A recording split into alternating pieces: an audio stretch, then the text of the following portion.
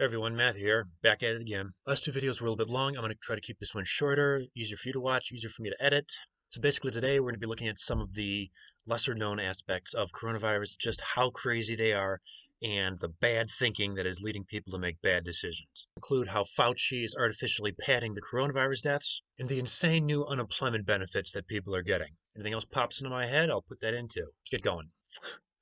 Okay, first item of business, the $2 trillion stimulus package that was recently passed. I'm specifically going to be focusing on the additional $600 paid to people who are unemployed. The only qualification needed in order to receive this extra $600 is to certify that you've been affected negatively by the coronavirus. This could even include the fear of simply catching the virus, and that would be the reason that caused you to leave.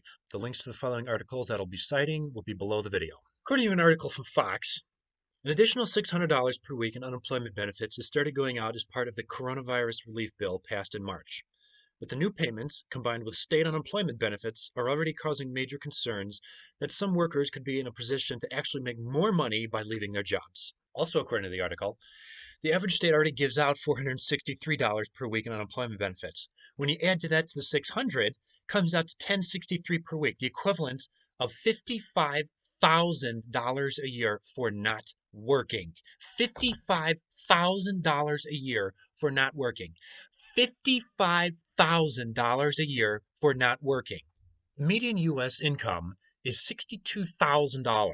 So essentially, going back to work will only give the average, as in the 50th percentile worker, only $7,000 more. Do you know what you can do in a year with all of that time that you'd save from not going to work, and the only additional benefit you get is $7,000? According to one worker, quote, "I can tell you as a worker who barely makes over minimum wage at $12 an hour, the whole thing is complete BS." Same guy added that he has unemployed friends who are already getting the extra $600 and that, quote, "I prefer to work, but sadly, I'm making more staying at home." According to another guy interviewed by Fox, "I work in the oil fields, and guys are already talking about hoping to get laid off." He added that where his brother worked, 14 iron workers had already walked off the job knowing they could get the benefits. Okay, the point is, with approximately 6.5 million Americans unemployed right now, all this is doing is making the problem much worse. They're paying people to stay at home. That is complete insanity. Never before in the history of panics has the United States government essentially given people money. In all other panics, the government has sat back and a couple years it righted itself. This last stimulus package alone cost $2 trillion. How's that money going to get paid back? Do they honestly think it's going to stimulate the economy, that people are going to save it or invest it? No, of course not. Look, mostly I completely support President Trump. I love what he's doing. He's a great guy. However, in this one case, he caved to the narrative that says the world is ending and that people need to be given money in order to survive.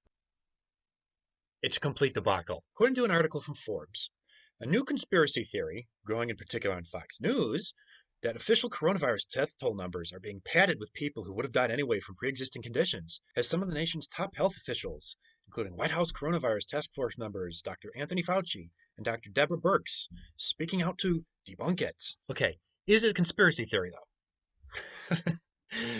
In an interview with Laura Ingraham, Dr. Scott Jensen blasted the CDC's guidance on reporting coronavirus deaths. According to him in the video, which are included down below, he claims that, quote, "The guidelines say, in cases where a definite diagnosis of COVID cannot be made, but is suspected or likely, for example, the circumstances are compelling with a reasonable degree of certainty, it is acceptable to report COVID-19 on a death certificate as probable or presumed." So put another way, you have someone who's dying from pneumonia, say it's an elderly person, 80 years old, has chronic conditions such as asthma.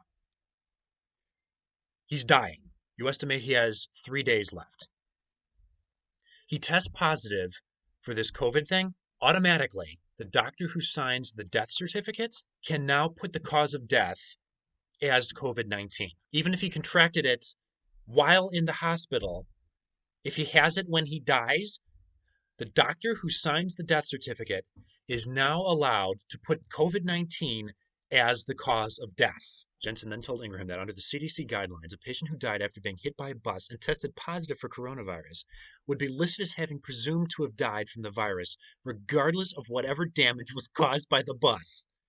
According to him, that doesn't make any sense. That doesn't make any sense. I can't even begin to explain how screwed up that is. This is a blatant attempt by someone, probably Fauci, who's promulgating this, to pad the numbers and make this thing look worse than it is. So essentially, another thing that's building on this entire panic is that people, they think there's more deaths than there actually are. That's just one more thing that's causing this panic. It's a vicious cycle. All of them are feeding in on each other. Anyway, however, I don't want to report just doom and gloom stuff, so here's some good news. Coronavirus deaths and new cases in the United States have leveled off.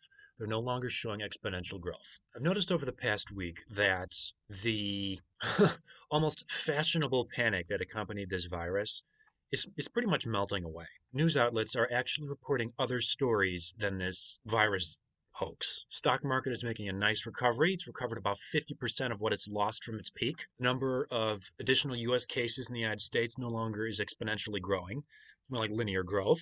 And there is talk about vaccines.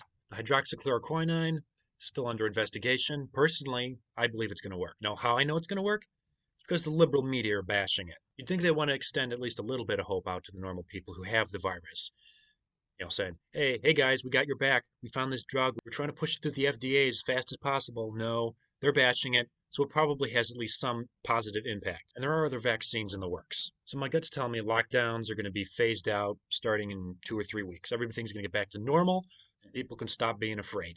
As always, please like and share. Also, please comment. I want to hear what you guys think. If you want more content like this, please subscribe. Catch you next time.